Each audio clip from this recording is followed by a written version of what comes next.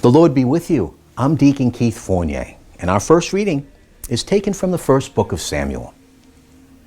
On their return, when David was coming back from killing the Philistine, the women came out of all the towns of Israel, singing and dancing to meet King Saul, with all tambourines, sistrums, and cries of joy.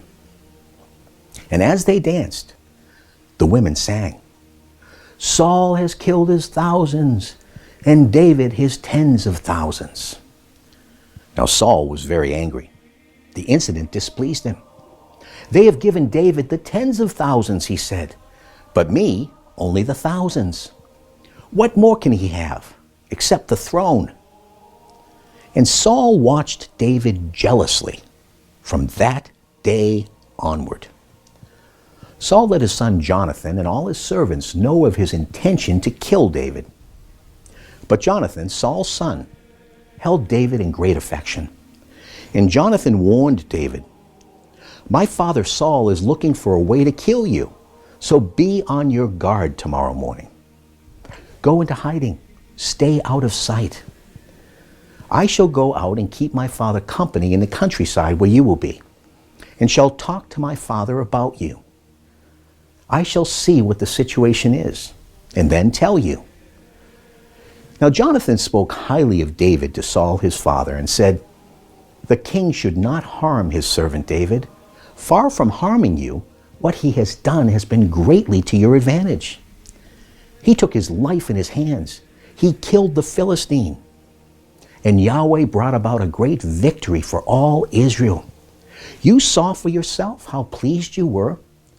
Why then sin against innocent blood by killing David for no reason?" Saul was impressed by Jonathan's words, and he swore, "As Yahweh lives, I will not kill him." Jonathan called David and told him all this. Jonathan then brought him to Saul, and David remained in attendance, just as before. And our response is taken from Psalm 56. "Those who harry me lie in wait for me all day. Countless are those who attack me from the heights. When I am afraid, I put my trust in you. Then my enemies will turn back on the day when I call. This I know, that God is on my side. In God, whose word I praise, in Yahweh, whose word I praise, in God, I put my trust and have no fear. What can mortal man do to me? I am bound by the vows I have made, God. I will pay you the debt of thanks. For you have saved my life from death, to walk in the presence of God, in the light of the living."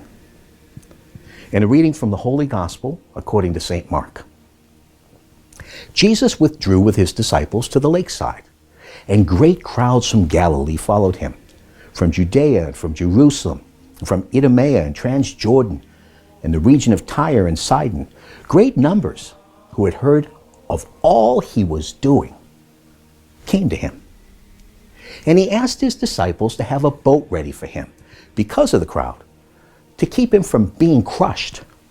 For he had cured so many that all who were afflicted in any way were crowding forward to touch him. And the unclean spirits, whenever they saw him, would fall down before him and shout, "You are the Son of God."